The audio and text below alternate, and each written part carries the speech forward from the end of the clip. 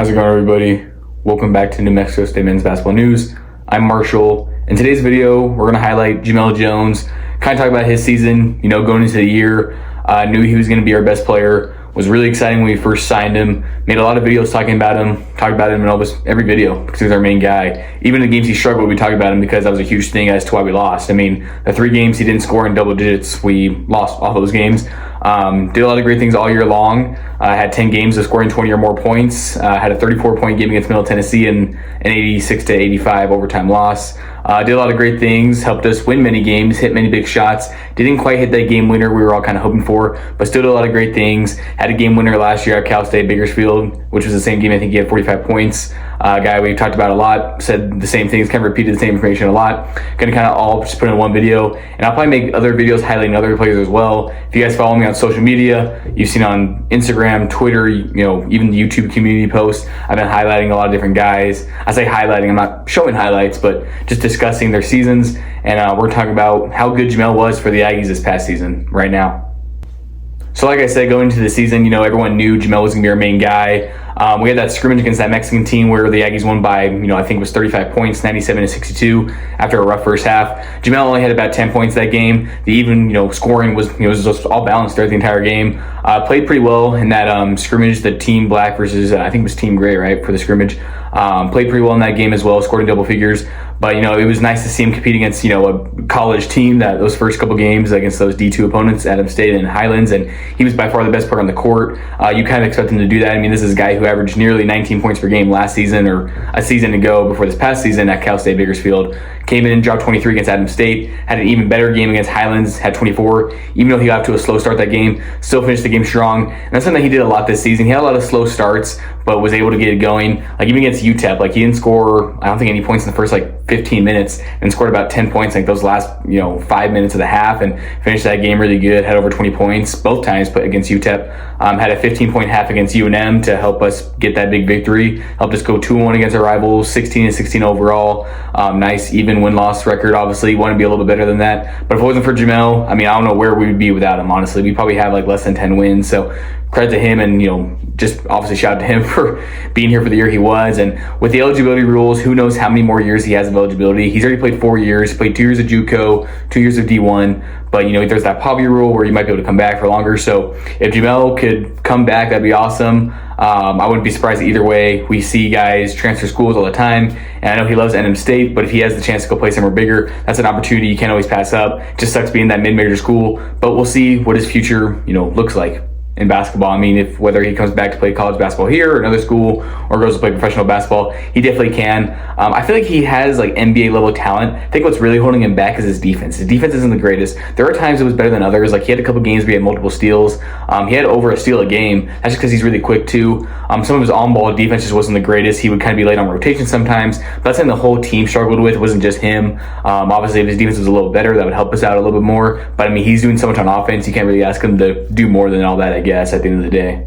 Against another non-D1 in Southwest where the Aggies won 104-33, their most dominant victory in a long time, I think in 8 years or something like that. Because again, I think they beat a team 104-30. I think it was Western. I'm not too sure. Can't remember exactly. But in that game against Southwest, I only played 15 minutes, but had 19 points on 8 for 11 shooting. Obviously, there's levels to it. A Division I pro going against some NAIA kids, just dominated that game. I think his first game that really stood out to me. He obviously had a lot of good games prior to this one, but when he had 24 points against Western Kentucky, that was his first game scoring over 20 against a Division I team. And those first 2 games of the season against those Division II teams, Adams State and Highlands, scored over 20 points. Had a lot of games in a row where he wasn't scoring 20. He kept getting up to 19, was getting really close. But in the new year, 2026, even though it didn't treat the Aggies fairly, he was able to do a lot of great things. I had 8 games, after the new year, with over 20 points to make it 10 total.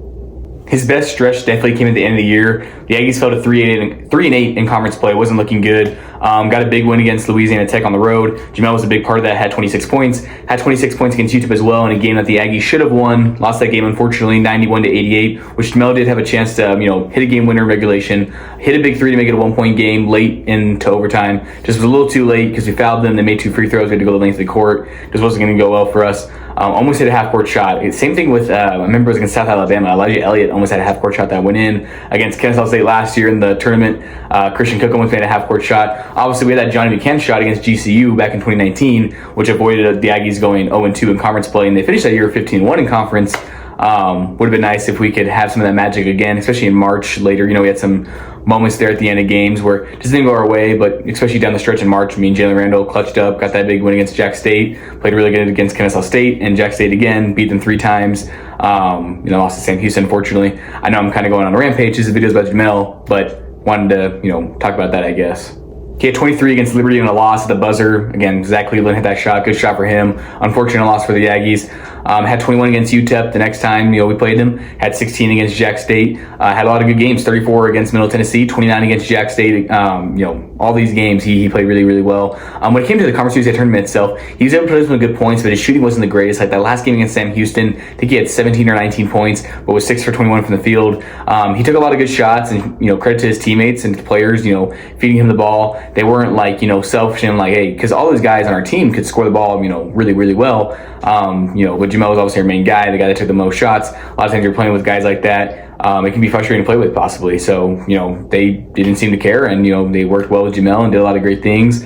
Like I said, I think a couple videos ago, so many great scores on this team, yet we only had 2 guys, finishing double-digit scoring. And a lot of people might think like, oh, maybe that's why they weren't as good. But I was actually looking into it. The 2021-22 team only had 2 players that averaged double figures as well, Teddy Allen and Serge Bright Rice. Johnny Buchanan averaged 10 points that year. So just goes to show you, if the scoring's balanced, you can win games. And again, this team could have easily been a 21 or 22 win team, just so many games that didn't go our way. Very, very unfortunate. Really hoping that, next season we can get a group of guys that can turn those wins into turn those losses into wins. That was bad. Would be really nice if that could happen.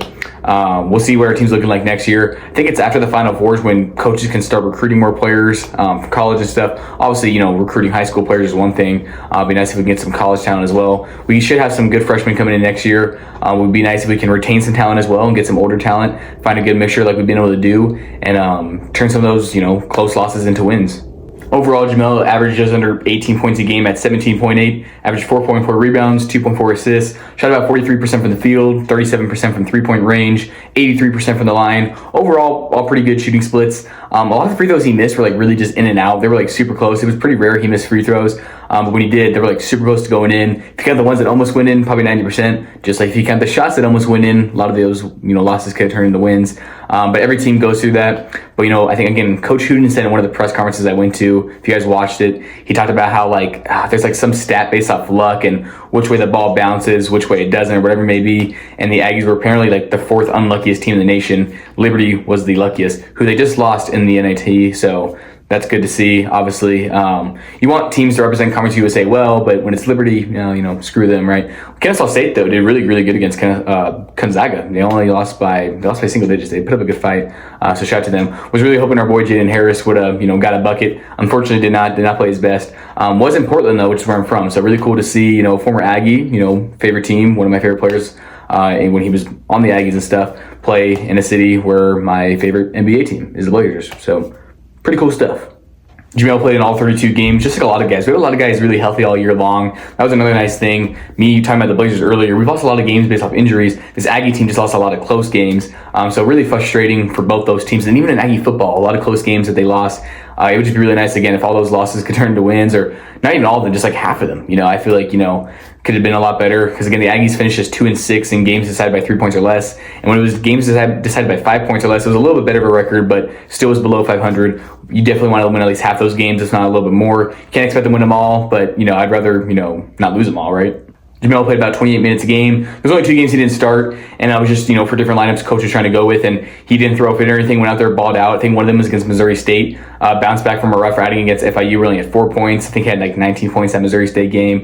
The other game he came out the bench, I can't remember how well he did, but just did a lot of great things overall. Only had 3 games out of those 32 where he didn't score 10 points, 4 points, 4 points, and 8 points. His first 10 or 11 games, they were all double figures. Overall, Jemel was a really good player for the Aggies. Met my expectations individually as a player. Free throw percentage. I guess his percentages shooting wise went a little bit down from last year. Look at his stats; they might have went a little bit down at Cal State. But Cal State, especially this year, they weren't that good of a team. Last year, they weren't that great either. Kind of had to do a lot more. I know we finished just right at 500, so I'm not saying we were the greatest team in the world, but I think we were a little more talented than that Cal State Bakersfield team. So Jemel had a little bit more help. So obviously his stats might look a little, less than the year prior, but his impact was still the same. Really happy that he was on board for the team this year and just did a lot of great things. There was so much excitement going into the year watching him play, and he brought it more than not. So that was awesome to see. And again, it would be awesome to see if he can somehow come back for another year. Something I really, really wish, this would be like an Aggie bucket list, is to see both Jemel Jones and Christian Cook play together. That would have been awesome to see. If Cook could have somehow got another year of eligibility, or if Jemel would have transferred a year prior, because after those 2 JUCO years he went to Cal State Bakersfield. Maybe if somehow in a perfect world Hooten was able to recruit him before that and get him to come here play with Christian Cook. I mean, could you imagine how that team would be last year with Jemel added to it? Because that was already a really, really good defensive team, kind of struggled with the offense. You had Jemel in there, that puts less pressure on Cook. Maybe he knocks down a few more shots late in the year to help us get a couple extra wins. I'm just going into fantasy. But even if it was this year too, if Christian was able to stay another extra year, with how close these losses were, you had Cook in the mix, those losses definitely turned into wins. But overall, just really excited. It's nice to see we've had all this talent the past couple years. I know the teams haven't been as good as we've been maybe wanting, but seeing players like Jemel, Peter Filipovich, Christian Cook, Rob Carpenter, all this type of stuff in the past couple years, really, really fun to see. And hopefully we can just keep recruiting guys of that who are high character guys on and off the court, and can hopefully contribute to some more good seasons for the Aggies. That's going to close it out for the video today. Please let me know in the comments below what your thoughts on Jemel were throughout the season. Again, offense was definitely his thing. Could shoot from all areas of the floor. Was definitely a 3-level scorer. Could finish at the rim. Shoot really well from the outside. Shoot really well in the midi. Had some really nice dunks as well. Just a great play overall. Nice frame as well. Could definitely go far in basketball if he chooses to go play professional. I don't see why he wouldn't. I'm not sure what he has plans for to do, like for a job or whatever, but he can definitely go play some professional basketball. Again, his defense was definitely the biggest liability. Obviously had some mistakes here and there. Wasn't great every game, but overall did a lot more good than bad. Like I said, I know toward the end of the year he kind of had those shooting slumps a little bit, but throughout the entirety of the season he was really, really consistent. Arguably one of our consistent players to go along with Juice Mims. It just sucks that both him and Juice weren't exactly on their A game in that Conference USA tournament, because if they were, I think we could have definitely gone a little bit farther, because we didn't play that bad despite them not maybe playing their best brand of basketball. But that's a different story for a different day. Maybe we'll talk about that in another video, highlight all the things that went wrong for the Aggies and what resulted in them not going to the NCAA tournament, which a lot of Aggie fans kind of thought they might have a chance to do. I'm rambling on. Really hope you guys enjoyed this video, and I'm out.